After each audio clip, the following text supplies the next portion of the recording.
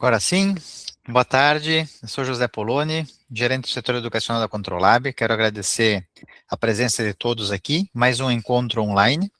Hoje o tema é coprológico funcional, diagnóstico laboratorial para evidências dos distúrbios gastrointestinais. Antes de iniciar, eu gostaria de passar algumas informações. A nossa atividade tem em torno de 60 minutos na parte de apresentação, em torno de 20 minutos para perguntas, as perguntas no final. Eu vou pedir para que as perguntas sejam colocadas no menu Atividades, no item Perguntas e Respostas. Para quem não conhece direito o Meet, no canto inferior direito, tem 9 bolinhas, que são as ferramentas da reunião. Basta clicar, vai abrir uma janela com várias opções, correr a barra bem da direita até o ícone perguntas e respostas. E aí pode ser enviado por ali, tá bom? No final da aula, nós vamos disponibilizar aí no chat um link para que vocês preencham com nome e e-mail para emissão do certificado e para que vocês respondam a pesquisa de satisfação. É bem importante, tem que clicar no link e dentro do link colocar as informações de nome e e-mail. Não é colocar no chat, tá? O nome e e-mail no chat, não é aí, é lá no link. É bem importante para nós a participação de vocês, tá? Porque a gente sempre vai aprimorando as nossas atividades a partir das informações que vocês passam para nós, tá bom? Também eu vou pedir atenção para caixa de spam, porque por vezes acontece do e-mail com informação sobre o certificado ir para a caixa de spam, tá? O certificado em si, ele é disponibilizado na plataforma educacional da Controlab, tá bom? Então, é bem importante vocês estarem atentos para o e-mail que vocês vão registrar no link, porque é ele que vai ser usado como login na plataforma educacional, tá? Ainda, o certificado, ele só vai ser emitido para quem assistir pelo menos 75% da aula, tá bom? Então, agora sim, nós vamos dar início à aula. Eu vou passar a palavra para o nosso convidado, Dr. Márcio Alencar, biólogo pela Universidade de São Judas Tadeu, pós-graduado em análises clínicas e toxicologia, analista sênior no Hospital Israelita Albert Einstein, com experiência em parasitologia, microbiologia e ensino de urinálise e parasitologia pela SBPC. Dr. Márcio, fique à vontade para a Tudo bem? apresentação. Bom, primeiro, parabenizar a ação de vocês aí, né, dos envolvidos. É um tema difícil, que poucas pessoas hoje em dia tratam, né, e foi de uma sensibilidade muito grande de vocês puxarem esse tema, né.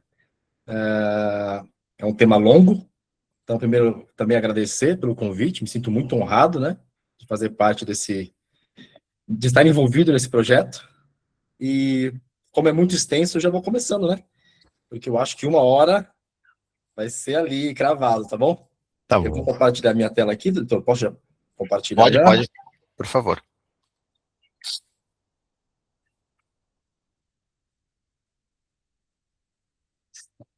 Vocês me falem aí quando já estiverem vendo. Sempre existe aquele lagzinho. Agora, a partir desse momento, eu não vejo mais vocês, só os slides. Tá na tela, doutor Márcio. Tá tudo Tá na direitinho. tela? Sim. Perfeito. Então, maravilha. Vamos falar aqui, então, sobre o coprológico funcional, diagnóstico laboratorial para evidências dos distúrbios gastrointestinais. Meu nome é Márcio, o doutor Poloni já falou. Então, a gente vai falar aí sobre a coprologia funcional, né? É um exame que vai avaliar todo o funcionamento do sistema digestório, desde a parte ali de onde se começa, né, a verdadeira digestão, que é na boca, até a produção final, que é o nosso material de análise, que são as fezes, né, e permite identificar alterações de digestão, absorção, atividade bacteriana, metabólitos intestinais que funcionam ali junto com a atividade bacteriana, né? Toda a absorção das velocidades, das enzimas do cólon, né? Enfim.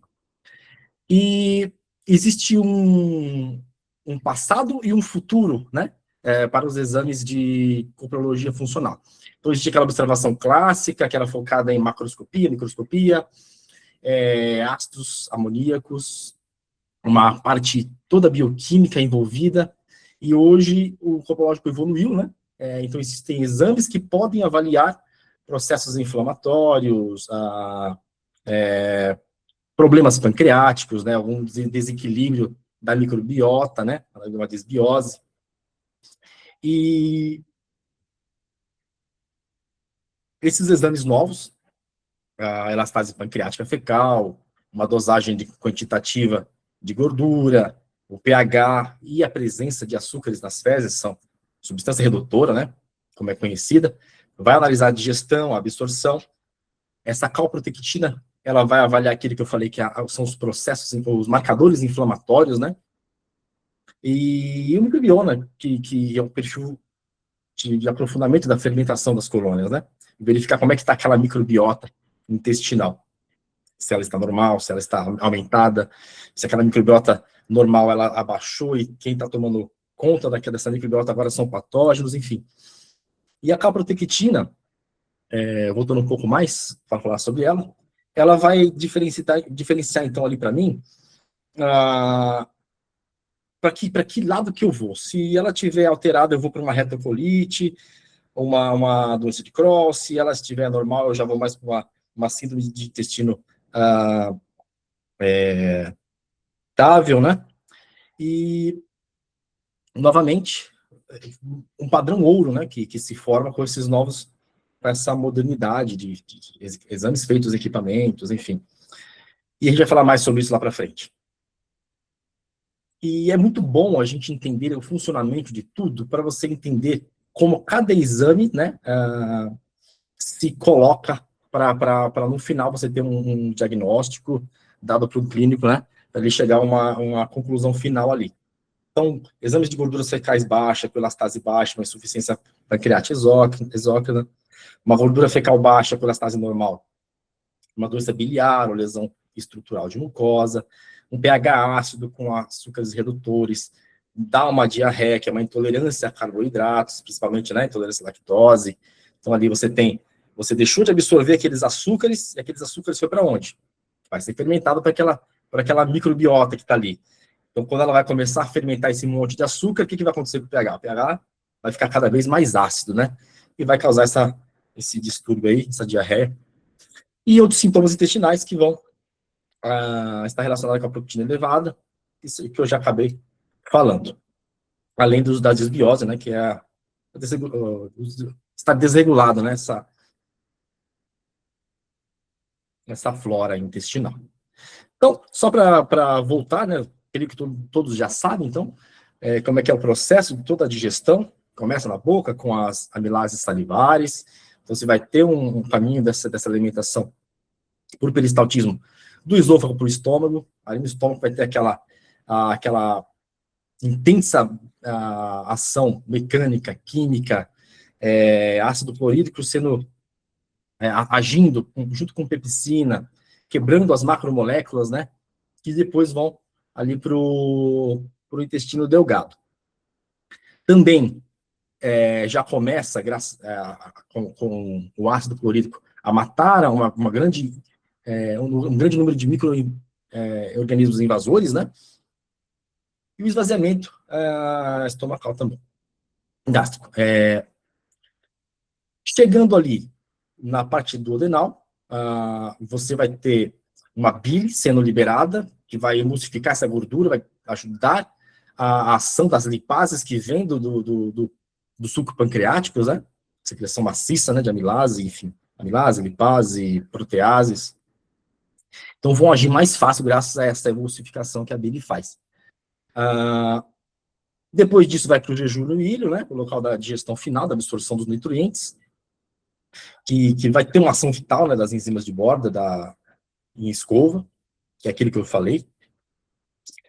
E, por fim, no intestino, né, o intestino grosso, onde vai ter a fermentação final ali, tudo que sobrou ali, ainda vai ter aquela fermentação de carboidratos não digeridos, a síntese de vitaminas, né, e a produção de ácidos graxos, enfim, com aquelas bactérias que estão ali, né, dentro de um bioma normal. E o cólon, por fim, vai fazer aquela absorção final de todos os eletrólitos e de água também. E tudo isso pode ser irritado por uso de antibióticos ou infecções agudas. Todo mundo tem uma evacuação normal de 120 a 150 gramas de fezes por dia. Mas quando eu vou fazer um exame de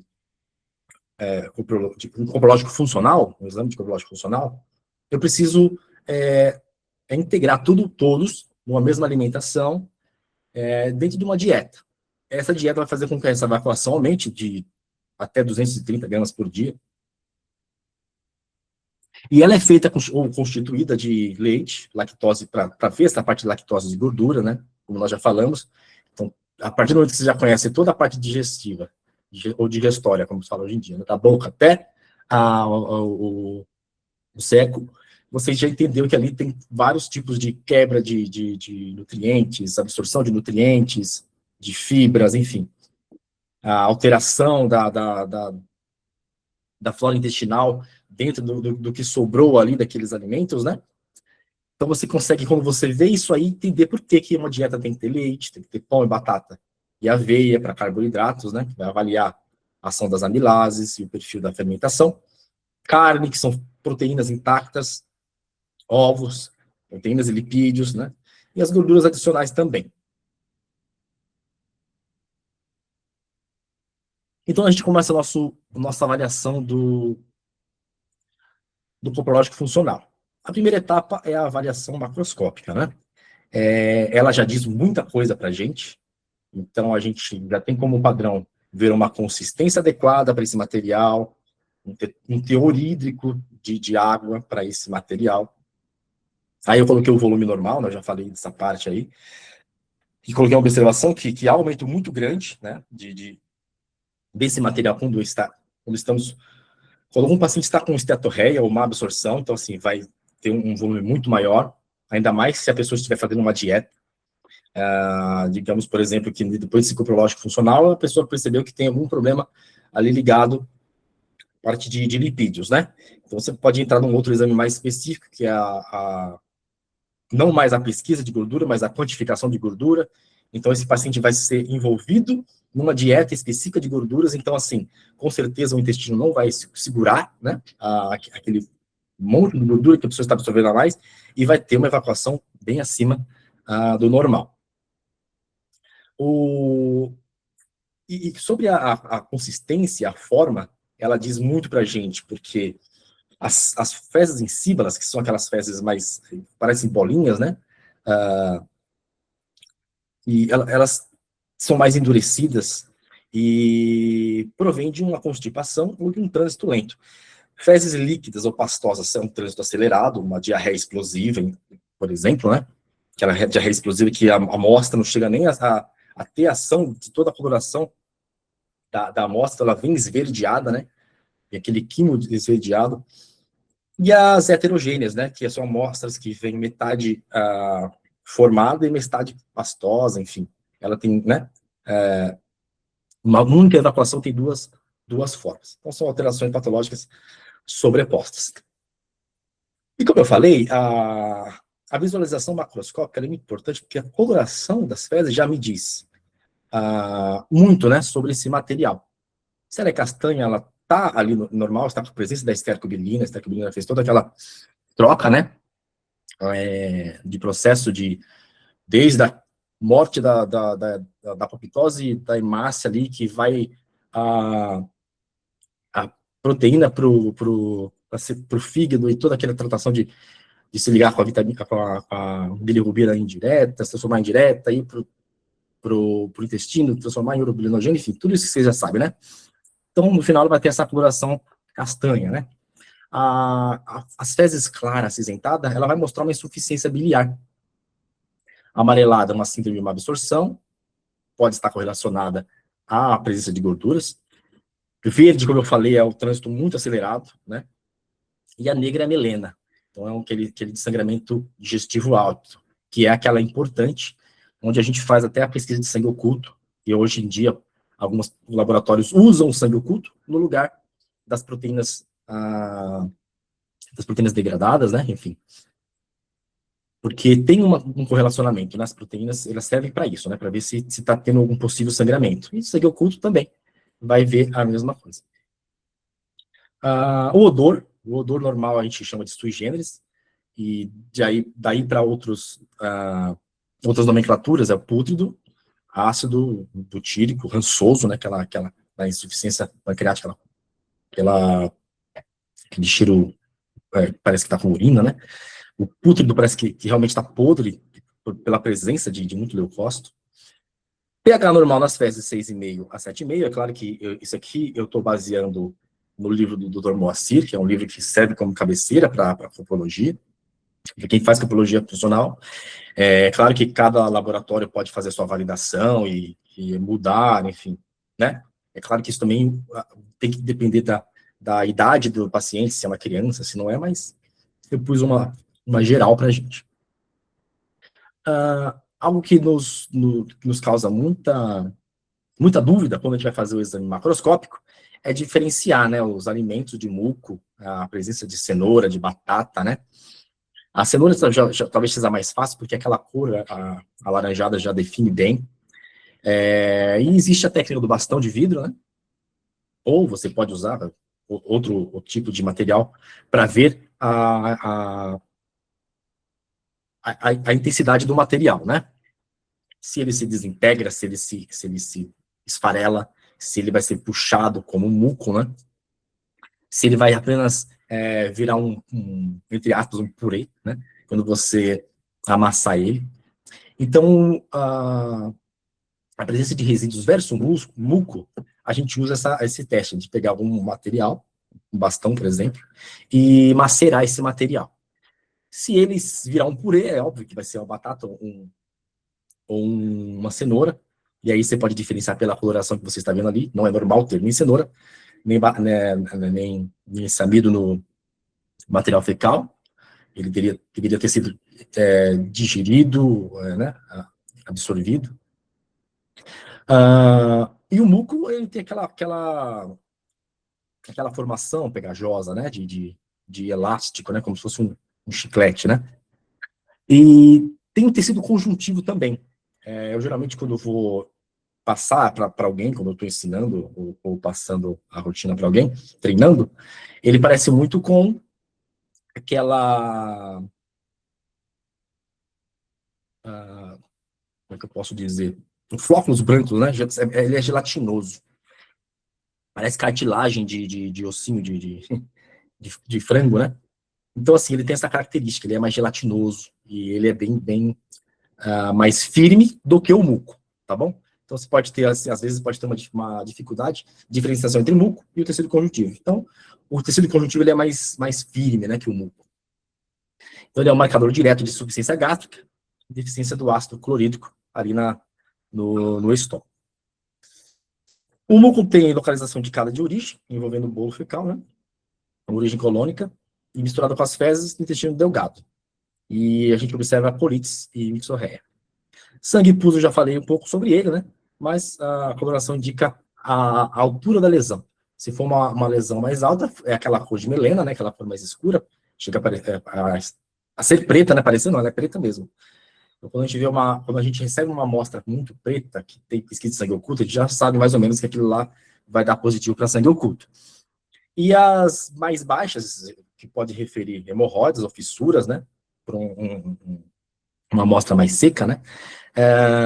Ela vai ter um vermelho mais vivo, né? Então é a posição final ali, a posição distal, de onde está sendo liberado esse sangramento. Muito importante saber sobre ele. É claro que existem algumas parasitoses também que vão estar envolvidas no sangramento, como a amebíase, né? Ela vai formar umas fezes mucosanguinolentas. Então ela tem ali o ácido hialurônico, né, que protege a parede do intestino, e a ameba tem a hialuronidase, que ela vai quebrar esse ácido hialurônico e vai se alojar ali na parede da mucosa intestinal, perfurando e tendo sangramentos também. Então, nem tudo vai ser apenas uma indicação de alguma um câncer, né, um pólipo, ou seja, ou uma hemorroida, pode ser um caso de parasitose também.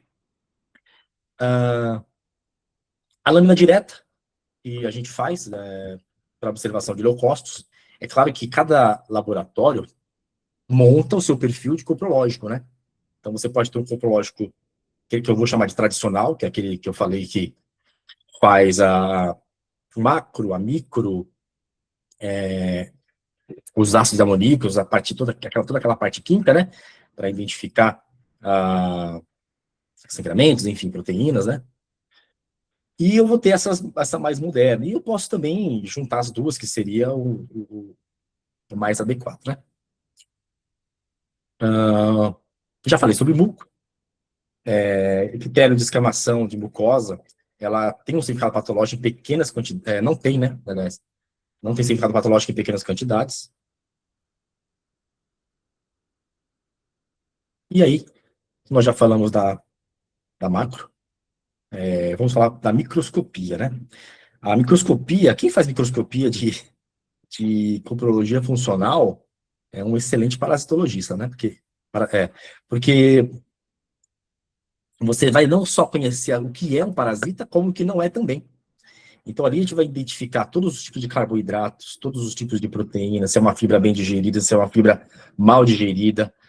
Vamos ver fibras vegetais, avaliar a celulose, então, vai ter amido incluído, amido amorfo, enfim. E os lipídios, né? Aí uma imagem real para vocês, né?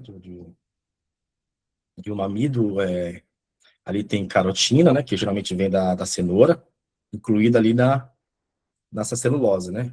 Geralmente a gente fala assim, amido incluído. Incluído o quê? Em celulose. Não é muito certo, porque, na verdade, está incluído na célula vegetal. E a célula vegetal tem as paredes de celulose.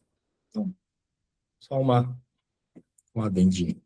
Ali ao lado, muita flora, né? O que mais tem no material fecal é bactéria. Por isso que muita gente não faz grande isso, né? Não faz sentido fazer grande um local que tem tanta bactéria, né? E como eu falei do amido incluído, então são de féculas, né? Células vegetais intactas, o amido fica aprisionado dentro desse conjunto aí de celular, essas paredes celulares, né? Isso indica uma digestão incompleta, sugere falha na quebra de alimentos vegetais, possui menor gravidade diagnóstica em relação ao amido amorfo. O amido amorfo, por sua vez, são massas irregulares, ela não tem uma forma definida, mas a característica dela é ter uma coloração mais roxa quando você inocula ali o Lugol. Não é encontrado em condições normais. Então, a gente que faz parasitologia também, eu também faço parasitologia, a gente, no dia a dia, na leitura de parasitologia, a gente vê muito isso, né? Pelo menos de 50 amostras, a gente pega umas 3 que tem. Então, a gente já vê que há uma patologia nessas pessoas aí, que às vezes não estão nem sendo, não tendo essa visão, né, de solicitar um coprológico funcional. Como eu falei, não é encontrado em condições normais, né, indica trânsito intestinal acelerado também, fermentação aumentada e insuficiência pancreática.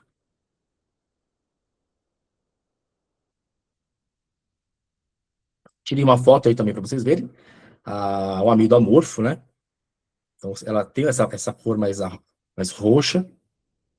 Essa aqui é quase um amido cru, mas não tem uma parede bem definida, né? Eu ainda deixo como amido amorfo, tá bom? Então vocês veem que parece uma poeira, geralmente parece uma poeira, né? Mas a coloração define bastante e também diferencia bastante. Amido cru são grânulos muito bem definidos, né? São ovalados, eles são bem escuros no lugar fica bem preto, né? Bem escuro. E são fáceis de identificar também. Indica falha severa na digestão e um trânsito intestinal acelerado. Então, eu tirei essa foto aqui porque nessa mesma amostra tinha amido amorfo e nesse canto aqui, bem escuro, um amido cru solto, né? Temos aí muitos tipos de flora. Existem floras iodófilas, Clostridios iodófilos, cocos, uma vasta morfologia de flora, tá bom? Iodófila, né? A flora iodófila não é só aquela redondinha, pretinha, não, que geralmente a gente faz a lâmina ali, né? Cada um. Eu não me apeguei muito a preparações, porque cada lugar tem o seu jeito de preparar.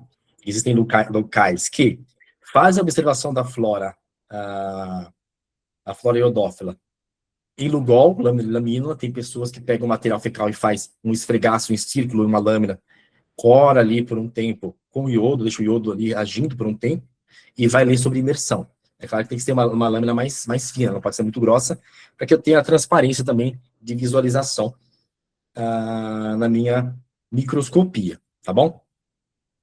Por isso que eu não me apeguei muito a como se faz, porque cada local faz um jeito, né? Desde que seja padronizado, desde que seja validado, desde que tenha sempre temos que ter uma referência, né? De controle para validar aquilo que você, por exemplo, eu faço desse jeito, mas desse jeito também sei que acontece, né? Então tem que fazer uma validação, ter algo escrito, né? Formalizado para você provar que aquela mudança que você fez numa metodologia que já é conhecida, né, já é difundida, ela tem a validade, tá bom? E aí tem as celuloses digestíveis e as não digestíveis. As digestíveis, elas têm são células arredondadas, poligonais, aquela primeira que eu mostrei, por exemplo, né, e às vezes tem um amido, né, a carotina, enfim, outros tipos de amidos também. Então, a presença aumentada indica trânsito acelerado, como já foi falado, ou alteração da microbiota intestinal, desbiose, que aquele material que chegou no final, né, não acabou sendo transformado ali pelas bactérias. E a celulose não digestivos. A digestiva ainda, né, são de feculentos que a gente ainda absorve bastante coisa. Então, temos as celuloses não digestíveis, que são as fibras vegetais, vasos,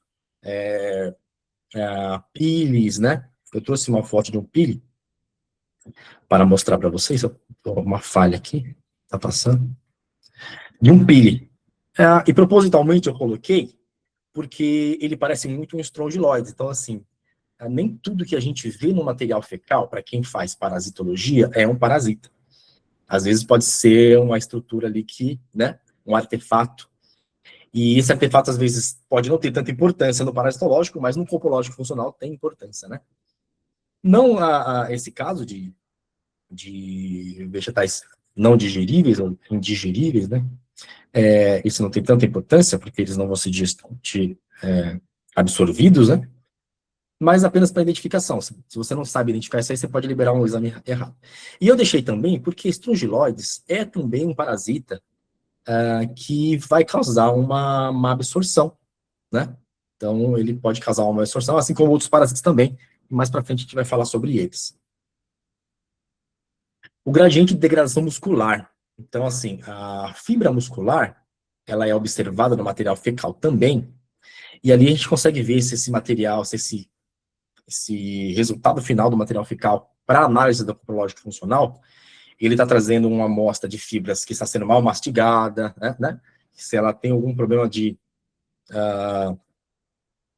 quebra dessas fibras, né? Algum problema pancreático, enfim, alguma insuficiência, né? Gástrica também, até um trânsito acelerado que não deixou que acontecesse, né, aquela quebra da fibra. A fibra bem digerida, por exemplo, ela já vai ser uma forma morfa, mais arredondada, lisa. Aqui eu deixei essas duas fotos, porque a fibra mal digerida, geralmente, ela vai apresentar estrias, né? Quando eu aprendi a identificar, há um tempo atrás, quem me ensinou falava assim, lembra uma batata Ruffles, que tá cheio de estrias, cheio de ondas, né? Ela não foi digerida completamente. Já a bem digerida, ela é completamente lisa, né? Sem estriações. É um achado normal nas fezes, tá bom? E a fibra mal digerida, além de ter esse formato retangular, quebrado, parece que tem rachaduras nela, né? Com estriações visíveis. também vai indicar insuficiência pancreática, ou falha, como eu já disse, e ela pode ter uma coloração alterada também. Eu não sei se alguém já viu, teve a experiência de ver essas fibras musculares de uma cor esbranquiçada, uma cor esverdeada. Isso aí já vai ter um outro significado clínico. Então, assim, aqui eu deixei, né? Perfeito. As cores das fibras musculares, né? Além da morfologia, a pigmentação oferece um diagnóstico direto da dinâmica biliar. Então, se ela está amarelada, né, ali, como geralmente aparece a fibra, ela é normal, está com a presença ativa de bile, então a bile agiu perfeitamente ali, teve todas as quebras, né? E se eu tiver uma insuficiência biliar, essas fibras musculares, elas vão vir esbranquiçadas. Já em um trânsito acelerado, ela vai vir esverdeada, porque foi um trânsito muito rápido para a metabolização da bile, né? A bile não agiu completamente ali. E como eu já falei, né, eu me adiantei ali depois, para a ação da flora iodófila. As bactérias, elas são ativamente coradas pelo reativo de Lugol, e intimamente associadas aos grupos ao redor de amidos, residuais, enfim. Tudo que tem essa característica de coloração pelo iodo. E é como eu falei, existem várias morfologias, existem morfologias mais em forma de coco, mais esticadas em forma de bacilo, e tem o que a gente chama de flora iodófila clostridioide, clostrídeos iodófilos, né? Leveduras, enfim, que são uma flora iodófila.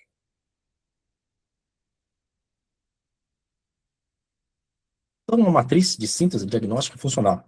Insuficiência pancreática, eu vou ter um amido amorfo, com fibras musculares mal digeridas, né?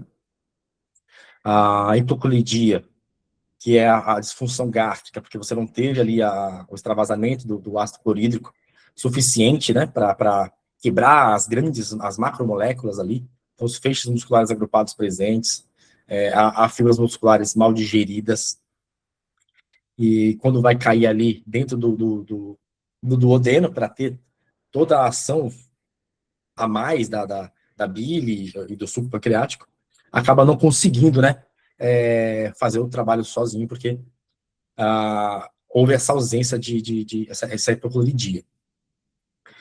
Então, a gente tem que ter todo esse cuidado de identificação, de coloração, de todas as provas, porque é algo que requer muito conhecimento, é algo que confunde muito, né? Você vê, mas você tem fibras musculares mal digeridas que indicam um processo de insuficiência pancreática, mas também se eu tiver uma hipocloridia, também vai ter isso aí, e a causa não está relacionada a uma insuficiência pancreática, e sim essa hipocloridia. O trânsito intestinal acelerado, como nós já falamos exaustivamente aqui, né? Insuficiência biliar, né? Vai deixar essas fibras musculares esbranquiçadas, e a desbiose também, que não vai conseguir fazer, então, aquele trato final, né? De metabolização dos alimentos. Então, a microscopia coprológica, então, ela ultrapassa uma mera observação física. Eu não estou ali para ver só procurar algo específico, mas sim para entregar para o clínico o que vai fazer com que ele se direcione numa clínica, né, mais assertiva. A interpretação clínica deve ser sempre correlacionada à morfologia encontrada, né? Então, dependendo do que você encontra, você vai correlacionar isso aí a algum tipo de insuficiência, ou deficiência, ou má absorção, enfim. Aí nós entramos na gordura fecal. Então, a gordura fecal aqui, na verdade, é a parte qualitativa, né? Aquela parte em que eu vou ver se tem ou se não tem.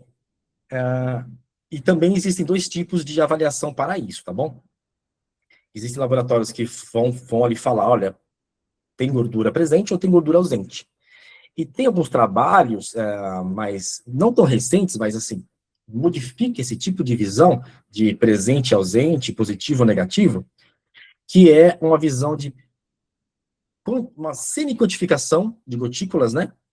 Para ver se realmente aquela presença de gordura, ela é tão importante assim para eu enviar o meu paciente para fazer uma quantificação de gordura, né, que é algo mais estressante. A paciente vai entrar numa dieta específica de gorduras, isso é algo muito, às vezes, desconfortável.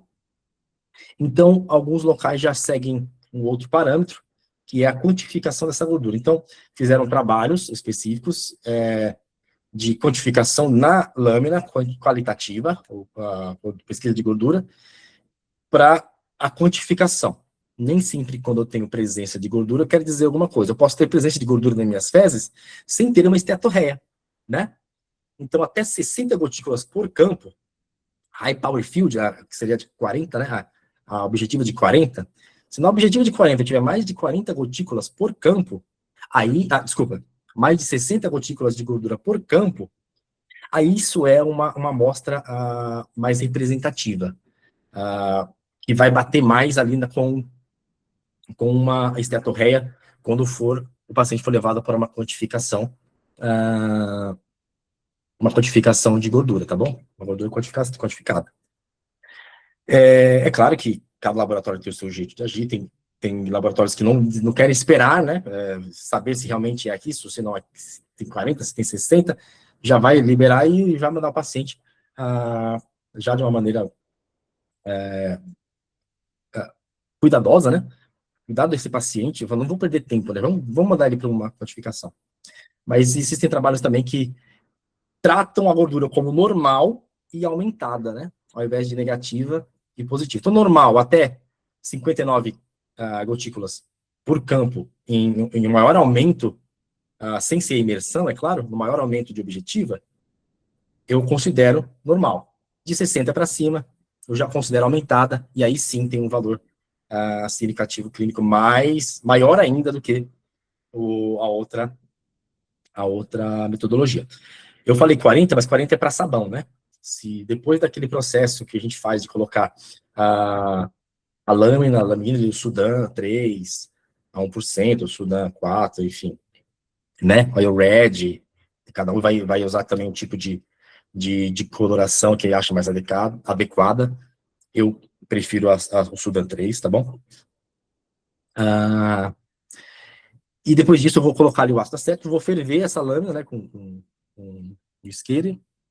Depois de ferver, eu espero esfriar e vou ver se aconteceu alguma modificação. A modificação que acontece de gordura para sabão é uma pequena alteração da coloração, uma coloração de um vermelho alaranjado vai para um salmão, uma cor mais castanhada mais clara, gotículas menores, dobra o número de gotículas que estava presente ali. Existem casos, às vezes, que você vê uma amostra de pesquisa de gordura e não tem nada de gordura, e quando você ferve, explode de gotículas, né?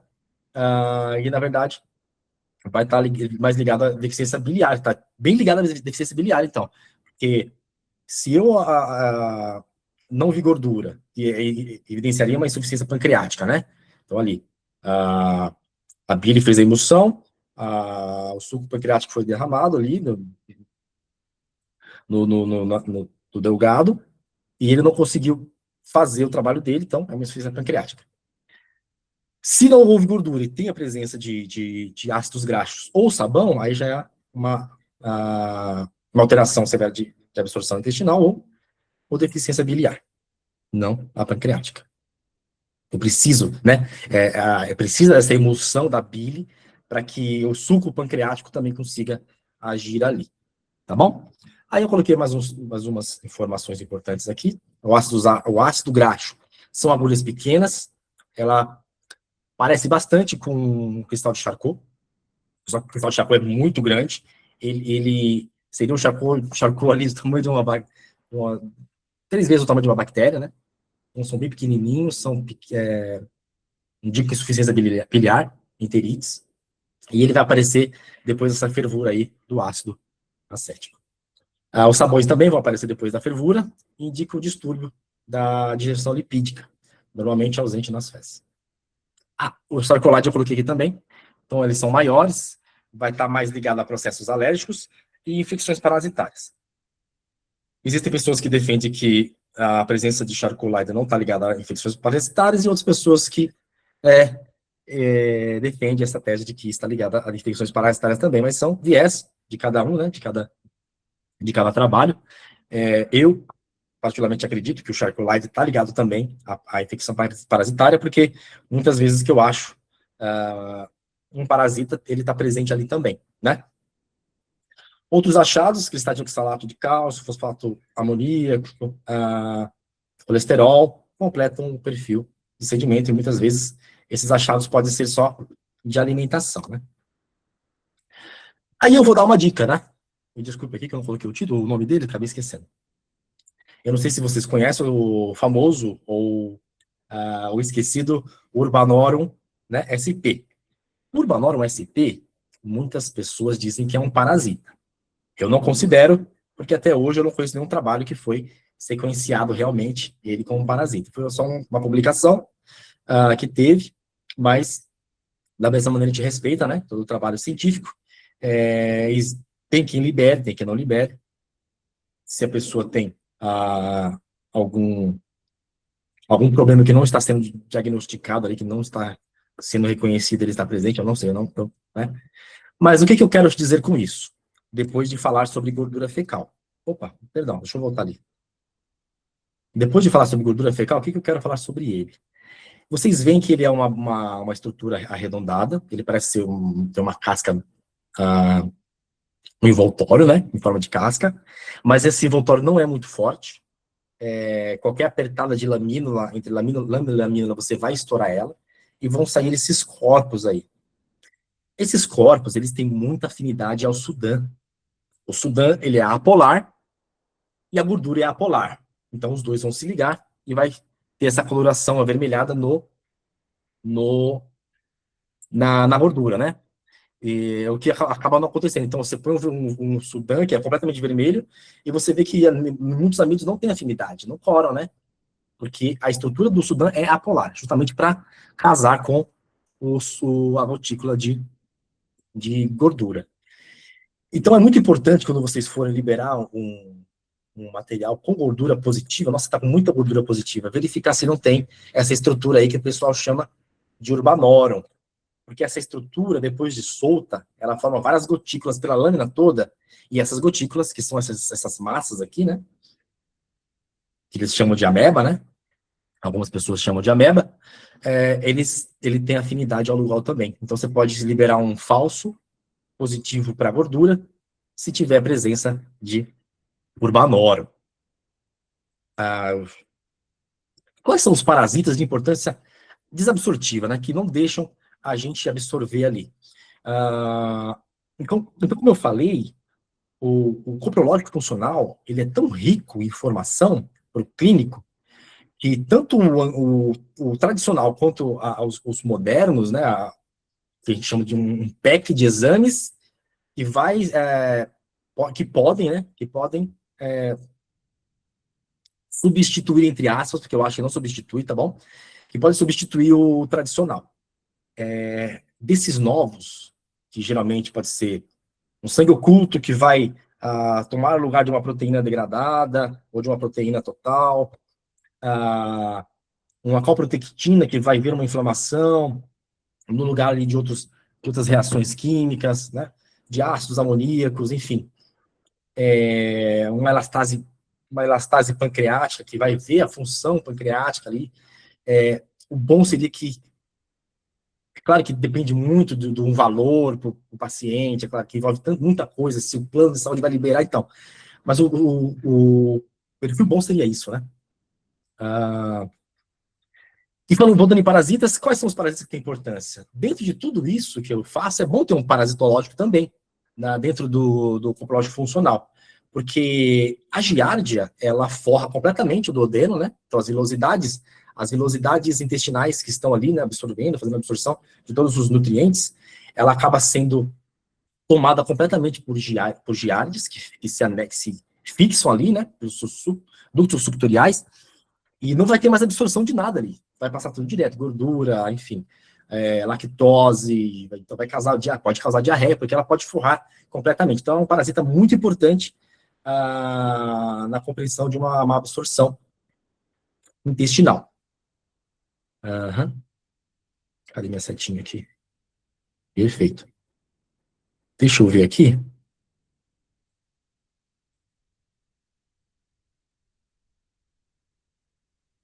Eu acho que o vídeo não funciona aqui.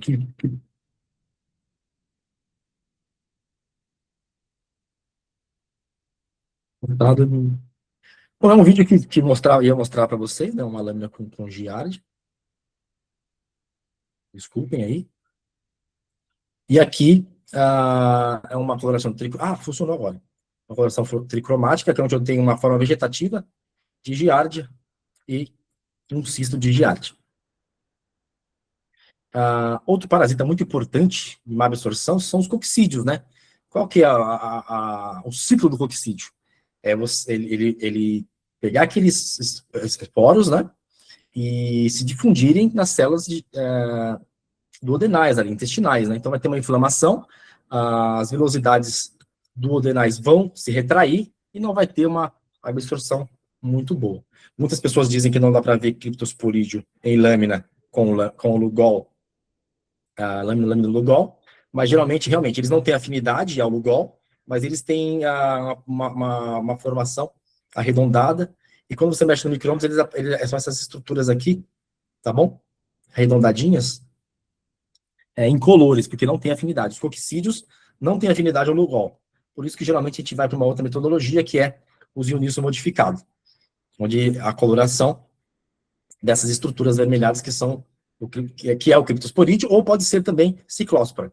A diferença entre eles vai ser a presença, é necessário, é obrigatório, quem faz parasitologia ter uma régua ocular, porque alguns parasitas têm morfologia idêntica e você precisa diferenciar pelo tamanho. É o caso do Cryptosporídeo ciclóspora. A Cryptosporídeo, ela tem essa estrutura, morfologia, e a ciclóspora também tem a mesma morfologia, só que ela é maior, acima de 5 micrômetros.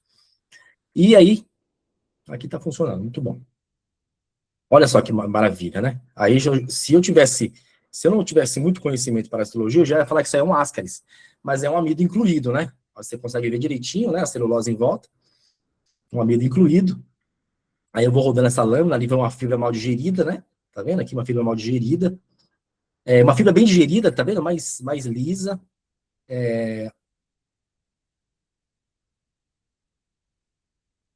Procurando aqui o que eu queria, que era um parasita que estava presente nessa amostra.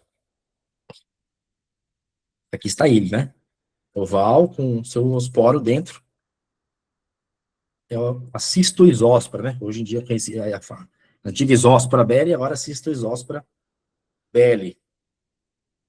Também tem essa característica do seu ciclo sem células no intestino. Aqui ela corada pelo Zionilson modificado, a frio. Outros agentes também, eu poderia dizer, diflobótero, mas não temos mais casos de diflobótero no Brasil. Foi eliminado aí com a ação da vigilância, né, da Anvisa, que exigiu que todos os salmão que viesse para o Brasil, portado, teriam que ser congelados, né? Isso já é o suficiente para matar a presença do diflobótero. Ele sequestra vitamina B12, enfim. Então, o cenário de proteínas no intestino delgado é ter uma absorção total para que as fezes sejam sem proteínas intactas, né? Apenas pequenas quantidades. Deixa eu ver o tempo aqui, deixa eu correr um pouquinho, né? E por que eu estou falando sobre isso? Porque a gente começa a análise química. A análise do ácido acético, que vai evidenciar a fração da mucina, o ácido cloracético, que é para proteínas não degradadas, o tribulê, né, ou sublimado, depende, cada laboratório usa o seu tipo, proteínas degradadas, e o reativo de Folin, que é para as albuminas, né, e as peptonas, né, que eu falei o quê? Né, pepsinas ali na parte gástrica, enfim, tudo está ligado. Então, ácido acético para mucina, quantidade pequena é normal, o aumento sugere irritação e colite, né, mucina, o que eu posso trocar por aqui? A calprotectina, né? A ácido cloracético vai ver o sugere um sangramento intestinal direto. o tribulê, proteínas degradadas, indica forte ação bacteriana em processos inflamatórios. Sangramento, eu já falei, pode ser trocado por um sangue oculto, mas aí, claro, cada laboratório que vai decidir o que fazer, né? As peptonas vai inflamar uma inflamação crônica profunda e exudação da mucosa. Dentro desse perfil químico, eu tenho o pH. O pH é o pH fecal, os ácidos orgânicos, a amônia, as proteínas e os pigmentos biliares também. É a pesquisa de pigmentos biliares. O pH fecal é simples, é homogeneizar o material, pegar uma parte o papel indicador e passar um pouco desse material nesse papel indicador e ver a mudança de cor depois de um tempo, né? Geralmente vem uma escala de pH para você comparar e você registra o resultado e libera esse resultado. Para esse raciocínio, né, funcionar, o padrão 1, né, ácidos orgânicos alto, amoníaco baixo, é igual a fermentação predominante. Quando tem fermentação, pH ácido. Mesma coisa daquele exemplo que eu dei, da não absorção da lactose. Não foi absorvido, foi lá para a parte final do intestino, né, onde as bactérias estão agindo. Ele vai transformar essa lactose, vai fermentar essa lactose, mesma coisa, pH ácido, ali para 5, né? Padrão 2, amoníaco alto, e o contrário, né? E o ácido orgânico baixo, né? Putrefação predominante. Então, o pH vai estar mais alcalino, né? Também a presença de alimentação muito rica em proteína também vai fazer com que o pH fique mais alcalino também. A preparação para essas reações químicas é uma preparação de diluição fecal, 3%, distribuir ali 15 ml dessa suspensão, e depois adicionar 2 ml do reagente em cada tubo identificado, né? Então, ali, o tubo de proteína, né? Vamos lá.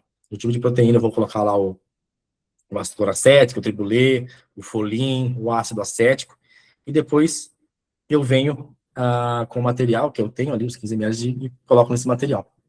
Homogenizo e deixo repousar em 24 horas.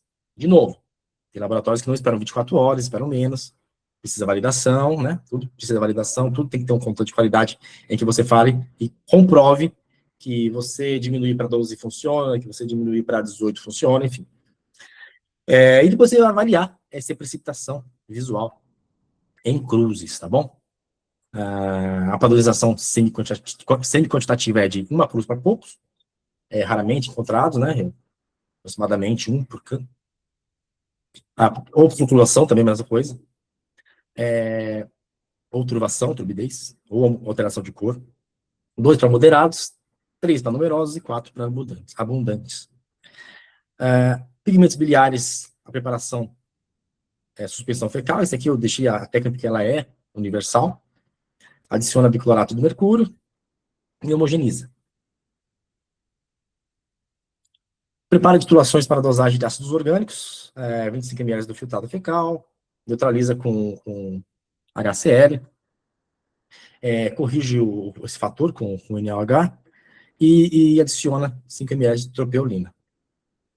Titular com clorito e com HCl 0,1 até igualar a cor padrão. Completar o volume para 60. A multiplicação é o volume que você teve, menos 1,2 vezes 4. Eu vou tomar só uma água que eu falo bastante, né? Vamos lá. E a amônia, pipetar 25 ml do filtrado, neutralizar com HCl, titular com NaOH 0,1, né? Então ácido clorídrico, depois titula com NaOH 0,1 até atingir a coloração de rosa persistente. Adicionar 5 ml de formol e 2 gotas de fenolftaleína. É difícil fazer isso, hein? Na teoria parece fácil, né? Mas é você acertar a coloração disso aí. Se você erra, você tem que mudar tudo. Se você não consegue voltar essa reação, tem que começar tudo de novo. É bem complicado. Não parece fácil, mas não é, né? É o que faz muitos laboratórios desistirem e ir para uma outra metodologia. Mas, para quem gosta de química, mexer com isso aí é bem legal. E acertar a mão também requer muito tempo, muito treino, né? Bom, aqui é o que eu vou ver, né? Que em cada reativo daqueles, na mucina vai ter floculação, vai formar um flóculo no fundo do tubo, proteínas vai ter precipitação, degradadas também, e a reação proteica de Tirulé também. As proteínas muito degradadas, elas acabam até tendo precipitação colorimétrica, por folhinho. Aí são as cores do material. Quando você tem a presença de estercobilina, mesobilirrubina, bilirrubina e ausência de pigmentos. O método de Grigor para pigmentos biliares, adiciona reagente de Grigor, a amostra fecal preparada e homogeneiza a mistura completamente. Observar ativamente a mudança da coloração. Isso aqui tudo já expliquei para vocês, é um resumo, né? Um guia de bolso que eu deixo aí para vocês, se vocês quiserem printarem, enfim, tirarem uma imagem disso aí. Tá bom? Já falei bastante sobre os pigmentos biliares, né? A via de fermentação, origem e metabolização dos carboidratos. Marcador químico são os ácidos orgânicos. Então, eu quero ver a minha via de fermentação, como é que ela está. Então, valores elevados indicam uma fermentação aumentada, frequentemente associada ao trânsito acelerado. E a acidificação do meio. E a via de putrefação, como eu falei ali em cima também, uma má digestão de proteínas ou desequilíbrio da microbiota. E o meu marcador, o amoníaco. Valores elevados indicam putrefação proteica, acentuada e associação da inflamação intestinal e alcalinização. Então, pontos chaves para essa prática clínica aí, que eu dispensei um pouquinho do que eu sei, né? Tenho certeza que eu posso aprender cada vez mais, né? Ainda mais com vocês aqui. A macroscopia é o guia de raciocínio, né? A avaliação da cor, do odor, então aquela parte macroscópica, né? E pH, ela não é só um passo, ela diz muito sobre aquele material que está chegando no final de sua formação. E a gente já consegue ver pela coloração se há falhas biliares, pancreática, gástrica, aceleração, enfim. A microscópica vai me rastrear problemas com má mastigação, né? Enfim, identificar o que está ali com o uso de reagentes, né? Pode ser direta para pesquisa de leucócito, pode ser coloração, enfim, para pesquisa de leucócito, hemácia, Lugol, Sudan 3, Red Oil, enfim, cada um usa o que tem em mãos. Aí você vai conseguir isolar essas proteínas, que são a fibra muscular, né, a carne mesmo, carboidratos e lipídios. E a topografia que define a patologia é o aumento de que qualquer alimento não digerido permite rastrear a falha fisiológica exata, que é a hipoclorida gástrica, né, desbiose colônica. Gente, eu acho que eu cravei 16 horas, um prazer, desculpa por eu ser essa metralhadora aí que não para de falar, né? Espero que vocês tenham gostado. Se tiver alguma dúvida, então, agora a gente entra para a parte de dúvidas, né, doutor? Exatamente. Obrigado, doutor Márcio. Eu que agradeço. Foi muito bom. Acredito que tenha sido proveitoso para todo mundo. Nós temos algumas perguntas. Só antes da gente ir para as perguntas, eu queria reforçar que o link da pesquisa, ele está no chat. Lembrem de clicar no link e preencher as informações dentro dele, tá? E reforçar que a pesquisa, ela é importante para a gente sempre aprimorar as nossas atividades, tá? Não esqueçam de registrar no link, nome completo e e-mail, para que a gente consiga fazer a emissão do certificado, tá? Deixa eu ver, chegou, eu vou sempre priorizar o que vem de perguntas da audiência. Tem prontas, mas está chegando perguntas. Então, vamos para as que o pessoal está fazendo. O Lucas está perguntando se o EPF vai ficar muito mais interessante. Dá um comentário.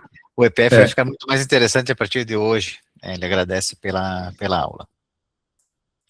E a Débora, ela coloca, eu queria saber se existe um volume fecal padronizado para a realização do teste. Eu acho que, geralmente, esse material fecal que ele... Eu preciso ver o que cada reação vai usar, né? Para preparar esse material, mas no mínimo umas 20 gramas seria suficiente para fazer todo esse... Eu estou pensando no tradicional, tá bom? Uhum. Para eu fazer um complexo tradicional, acho que umas 20 gramas seria necessário, porque assim, eu posso precisar repetir, né, alguns exames, como eu falei, as reações químicas não são fáceis de fazer, o amoníaco é difícil, se você perder ali a mão, se por acaso você tiver com uma pipeta ali, e ao invés de 2 gotas cair 3, 4, você talvez não consiga mais reverter essa reação, você precisa começar tudo de novo. Então, acho que 20 gramas aí, 20 gramas seria bom. Se o paciente conseguir mandar mais, se o laboratório tem aqueles potes grandes, a nata, né, que suportem 100 gramas, melhor ainda, né, mas dá para você fazer com 20 gramas aí, dá para você fazer umas mágicas, né, que acontecem no dia a dia que a gente acaba fazendo. Perfeito. O Reginaldo pergunta qual a melhor amostra para análise? E sobre a coleta, é a amostra ou o bolo fecal completo? O bom seria receber o bolo fecal completo, né, porque você precisa homogeneizar aquilo direitinho, né, para você fazer todas as reações, seria o mais viável, né. É claro que nós temos uma dependência, análises clínicas, que depende muito do que o paciente vai entregar para você, né. Por exemplo, urina 24 horas, depende muito da coleta desse paciente. Será que ele vai coletar corretamente? E isso também. Então, assim, o mais homogêneo possível seria o viável, né? Uma amostra homogênea, bem misturada, né? Por isso que eu digo que até o pH fecal, eu costumo homogeneizar e misturar ele para fazer o pH fecal, tá bom? Acho Perfeito. que respondeu? Conseguiu responder? Não sei, eu Acho acho que que sim. entendi. Entendi, né? Então, acho que a pergunta foi essa. Acredito que sim. Tá? A Thalita está perguntando se a gente deve diferenciar no laudo os amidos encontrados, sejam eles amorfos ou crus. Sim, muito importante. É aquilo que eu falei. Cada um deles tem um significado clínico pro médico, né? Então é muito importante você diferenciar aí os amidos, né? Amorfo, cru, incluído. Você viu que o incluído não é tão ruim assim de encontrar, né? E já o amorfo já tem uma patologia mais representativa e o cru também. É muito importante Perfeito. diferenciar assim. É um laboratório, eu não sei, está escrito como qualidade 01 apenas. Pergunta, o que seria a falsa areia intestinal presente em algumas amostras? São areia. Eu creio que sejam os grânulos, né? Que algumas partículas que lembram areia, que vem no material, né? Geralmente esses grânulos que chamam de areia, porque geralmente quando você vai, até quem vai, na hora que você vai fazer a lâmina, o preparado de lâmina, lamínula, quando você põe, né, a lâmina em cima, você sente aquela, aquela força, né, que não deixa você fixar a lâmina. Perfeito, parece uma pedrinha, né? Geralmente são cristais, né, formações de cristais, pelo que eu me lembre. Eu me lembro que geralmente são cristais, formações de cristais patológicos, enfim. Patológicos, não, desculpa, cristais presentes na amostra, né? Ok. A Sara pergunta, existe alguma técnica alternativa ao Sudan para pesquisa de gordura fecal? Para pesquisa, então, na verdade, que só o que vai mudar vai ser a coloração, né? Você pode usar o Sudan 3 a 1%, você pode usar o Sudan 4, você pode usar o Red Oil, mas para pesquisa em si, não existe. Existe vários tipos de diversificações da quantificação. A quantificação, sim, aí já tem umas metodologias mais avançadas. Por exemplo, a quantificação antiga era na base de reações químicas também. Você acidificar as fezes, fazer a subtração do peso do material no pote, depois do pote, só o pote lavado, extrair essa gordura, enfim. Um trabalho bem árduo. Hoje você já pode fazer isso aí por outras metodologias aí, automatizadas, tá bom? Que não precisam fazer todo esse sacrifício de... Mas assim, no Brasil não tem, porque é muito caro, tá bom? Uhum. É mass spect. Então, espectrometria de massa, né? Desculpa. Então, é muito caro para a nossa realidade ainda. Mas desculpa, para pesquisa, não. Pesquisa, você vai mudar a coloração. Ok. Doutor Márcio, tem uma sequência de perguntas, mas tem duas ainda de Sudã, então eu vou pegar elas, Perfeito, perfeito. tá? A Luana pergunta o que seria o Sudã a frio citado, e tem uma outra pergunta que é se existe alguma técnica simples para quantificação dos lípidos fecais totais sem ser o Sudã. É meio que a mesma que foi feita agora, né? Parecido Acho que mesmo. já responde, né? Uhum. Uhum. E o do Sudan Frio na verdade, a Sudan Frio você vai pesquisar sua gordura, né? E quando você esquenta ele, você vai pesquisar ácidos graxos e sabão. Perfeito. É. O Gianfranco, ele faz uma pergunta aqui sobre o vídeo, mas eu honestamente não entendi. Como poderemos obter o vídeo para Ah, consultas quando necessário? vocês vão, não sei se vocês vão. As aulas são gravadas, a gente disponibiliza o vídeo, né? Então, se for Uhum. relativo ao vídeo da aula, isso vai ser disponibilizado posteriormente, né? Se o vídeo é esse, se a pergunta é relativa ao vídeo da aula, então ela fica disponibilizada no site da Controlab posteriormente. Tá. Deixa eu ver o que mais que nós temos aqui. Qual o tipo de frasco para coleta da amostra fecal total? Angélica Brazão pergunta. Eu conheço pelo nome de frascos Anata, tá bom? Eu não sei se é um frasco grande, leitoso, branco, né? Que ele ocupa ali 120 gramas de material até com facilidade. Não tem tanto problema assim. A Rosane Peixoto, existe uma dieta para o paciente realizar o exame de sangue oculto? Depende do método que você vai usar. Antigamente se usava muito guaico, que era um método químico também, um teste rápido, mas que ele exigia uma dieta para você não, por exemplo, não comer carne um dia antes da coleta, porque o sangue bovino podia interferir nesse dispositivo. Escovar os dentes, você não podia escovar os dentes, porque se você sangrar, você vai ter a ingestão desse sangramento e você pode ter ele no intestino, e na verdade não vai ser um sangramento de importância clínica, mas sim. Agora, hoje em dia, não. Hoje em dia tem os imunocromatográficos que são bem específicos para detectar antígeno da hemoglobina humana direta, tá bom? Então, seja, assim, geralmente, quando a gente, quando começou isso aí, e eu já não sou tão novo assim, eu peguei essa fase, a gente batizava as fezes com sangue bovino, caprino, e não dava positivo mesmo. Então, ele só pegava o sangue humano mesmo, tá bom? Hemoglobina humana, desculpa. Perfeito. O pessoal gostou do Sudã. Tem mais perguntas sobre o Sudã. Sudão é terrível, né? Se tem alguma padronização. Né, o preparo do Sudã tem alguma padronização? Por que ele vem em pó? Poderia me explicar como é o melhor preparo? É a Tá Jaiane. legal. Olha, preparação. Eu não sou muito bom assim de cabeça para preparação, não, porque essa parte química é tudo bolinho, né? Bula de receita de bolo, né?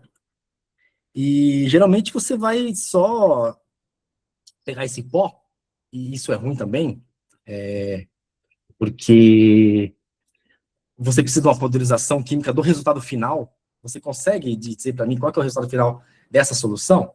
É fácil. O Sudã é fácil porque ele vai ser Sudã a 1%, dependendo de quanto você vai colocar de álcool nele, tá bom? Então, existem vários tipos de diluições de cabeça que eu vou ficar devendo para você. Não vou falar besteira, que de cabeça eu não sei, tá bom? Me desculpa, eu fico devendo. Mas isso aí tem, assim, literaturas fáceis de obter, tá bom? Eu uso bastante o livro de coprologia do Operaqui, tá bom? Eu lembro do primeiro nome que é Moacir, mas é o Moacir Pádua Vilela. Ali tem todos, como você prepara cada reagente que você vai usar para cada um dessas soluções aí que eu comentei aqui, tá bom?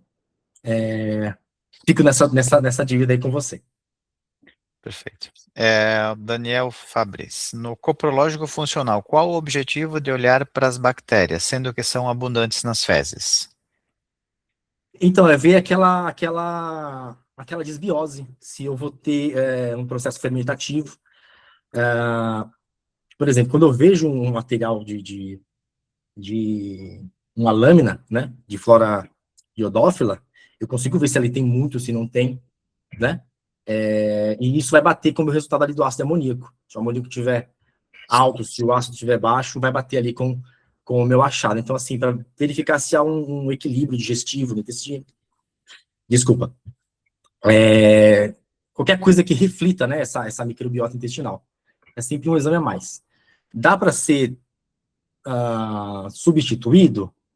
Novamente, eu preciso de um gastro muito, com muito conhecimento ali para eu falar assim, olha, eu não preciso disso aqui, porque com isso aqui eu já consigo entregar para o médico ali da ponta o que ele quer. Mas, assim, ajuda bastante. Você interpretar, depois que você começa a entender toda a interpretação do corpo lógico, ele é importante sim, tá bom? A Thalita pergunta se ainda se lauda as fibras semidigeridas, ou se lauda apenas bem ou mal digeridas. Ainda se laudam. E também entra nesse parâmetro, tá bom? Vai depender do seu laboratório. Eu costumo dizer que todo laboratório precisa entender o seu público-alvo, tá bom? Eu tenho meu público-alvo que ele é X. Tem importância ou não? E, de novo, eu tenho que ter um gastro aqui para falar assim, olha, não tem importância, eu tenho. Tira isso do laudo, não tem tanta importância. E isso aí vai entrar num viés, assim, que, né, eu não posso dar um veredito final. Mas aí vai depender de cada laboratório, tá bom? Se o laboratório quiser entregar uma informação a mais, e toda informação a mais acaba ajudando. Embora alguns, ele não tenha tanta importância, assim como a gente disse, né? Faz sentido essa pergunta, muito boa pergunta. Né? A Eliane pergunta sobre o esteatócrito, se tem uma metodologia. Esteatócito, né? Sabe Isso. qual que é o difícil do esteatócito? O esteatócito ele depende muito de uma régua que era usada para hematócrito. Eu não sei nem mais se existe essa régua, porque eu preciso medir ela, né? Ou usar um microscópio, desculpa. Qual que é o problema do esteatócrito? Você precisa de uma pessoa muito boa em ter a noção de calcular naquela régua do microscópio a porção de gordura e a porção do sedimento que é importante ali para fazer o cálculo, né? Se você não tiver uma pessoa ali qualificada, você vai liberar tudo alterado, porque assim, é tipo um 0,001. Se a pessoa ler como 0,1, isso aí já vai dar uma alteração muito grande no resultado. Eu já fiz uma validação que eu comparava a gordura fecal, esteatócito, quantificação de gordura e elastase fecal. E assim, foi nessa validação aí, porque foram 100 amostras de validações, foi nessa validação que eu refinei esse entendimento, porque é uma leitura difícil nessa régua, tá bom? No microscópio. Então, assim, você tem que ler um canto do capilar, né? Que é o capilar que você pega o material, você faz uma emulsão com sudan e o material, você pega esse capilar, puxa esse material, queima uma das pontas do capilar, e tem que ter uma microcentrífuga para você centrifugar ali. Dessa centrifugação vai formar um sedimento que você precisa medir, e lá na ponta, a gordura, pelo peso, né, vai para a ponta, você mede essa gordura também. E aí você faz um cálculo de diferenciação entre as duas. Se você errar qualquer um desses dois cálculos, você vai liberar um resultado erroneamente positivo aí ou alterado, tá bom? Perfeito. Tem a pergunta da Graciele, sobre o odor. Qual a padronização quando o paciente está com a amostra normal? Sui generis. Sui generis. Sui generis, Uhum. Ok. Não está identificado quem não liberar ácidos orgânicos e amoníaco no coprológico funcional. O que acha? Os laboratórios de apoio não estão liberando estes. Desculpa, qual que é? É um questionamento sobre a não liberação de ácidos orgânicos e amoníaco no coprológico funcional. A tua opinião sobre? Ele indica bastante coisa, né? A parte putrefativa e essa fermentação. Eu não conheço a não ser processos moleculares, que são bem mais caros, né? E aí vai depender do laboratório também. Se vai valer a pena para o cliente, né? Aí se entra plano de saúde, enfim, usar um exame mais moderno, mas assim, eu não conheço um outro que substitua isso. Então, assim, fica bem difícil. Ok, Substituir um ácido orgânico e um amoníaco. ok. A Camila, ela tem duas perguntas. Ela coloca se poderia contribuir com um exemplo de laudo moderno, e a outra ela dá parabéns pela excelente aula, e tem uma dúvida Obrigado. sobre aminados e ácidos orgânicos. Além de ser uma análise mais difícil e com poucos participantes no programa para avaliação, esses parâmetros ainda apoiam o diagnóstico ou já é melhor orientar o novo pacote de exames? Foi isso que eu falei agora. Tá dentro disso que eu falei agora. O Ok. ácido amoníaco e o ácido orgânico. É isso, né? O É, amoníaco e o ácido. aminados e ácidos orgânicos. Uhum. É, Deixa eu ver o foi isso que mais que nós temos aqui. O pessoal foi mandando pergunta aqui. Mas só voltando nessa pergunta, de novo, tá bom? Tudo depende do laboratório formar o que é o melhor coprológico para eles, tá bom? Uhum. O laboratório acha melhor fazer um coprológico tradicional. Para ele tá ótimo, é o que ele consegue vender, mas eu entendo que a sua pergunta, porque hoje em dia tá bem difícil achar um laboratório que faça ácido amoníaco. Tá bem difícil achar um laboratório que faça isso.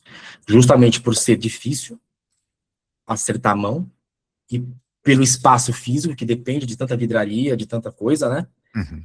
E realmente, mas uma solução assim, eu também queria essa solução, para ser sincero, tá bom?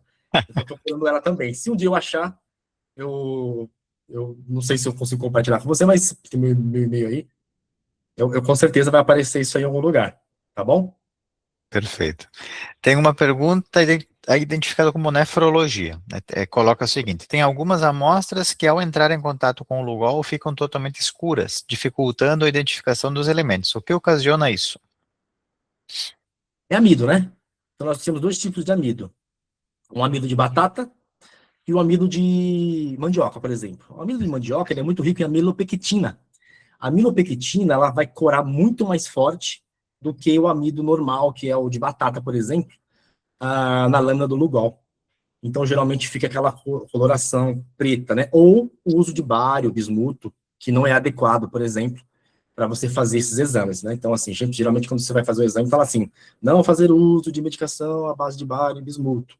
Ele também vai formar esses cristais arenosos aí também, não sei se também acaba caindo naquilo que foi perguntado, também formam com um pó, Uhum. parecendo uma areia, e ele é esbranquiçado, mas como cai o Lugol, ele fica completamente preto e, assim, você não consegue ver nada na lâmina. É uma amostra inviável para leitura, tá bom?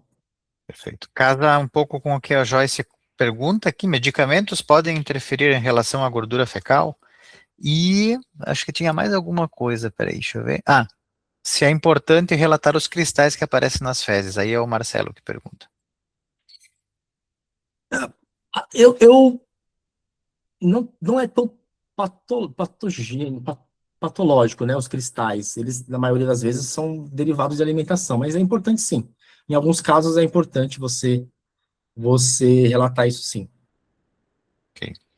Bom, pessoal, nós estamos no horário já, são 4h20, e então, nesse momento, a gente vai finalizar, porque a gente procura sempre cumprir o horário preconizado da atividade. A gente conseguiu fazer diversas perguntas, ficaram perguntas no chat, tem várias ainda aqui, tá? E não se preocupem, porque a gente vai enviar para o Dr. Márcio para que seja, para que ele nos passe as respostas para essas perguntas que ficaram, tá? Nós vamos disponibilizar a gravação da aula posteriormente junto com o e-mail do certificado, ok? Lembrem de olhar a caixa de spam, porque pode ocorrer desse e-mail sobre o certificado ser encaminhado para a caixa de spam. E, como eu mencionei, essas perguntas que ficaram pendentes, elas vão ser acrescentadas ao final da gravação da aula, tá? Caso ainda assim fique alguma pergunta pendente, em dúvida, que a pessoa tem vergonha de perguntar, e, enfim, nos enviem que a gente passa para o Dr. Márcio, tá bom? Então eu quero mais uma vez agradecer ao Dr. Márcio, Eu que agradecer agradeço. a participação de todos que estiveram conosco nessa atividade de hoje, e já deixar o convite para vocês ficarem atentos aos próximos encontros online. Obrigado a todos, uma boa tarde.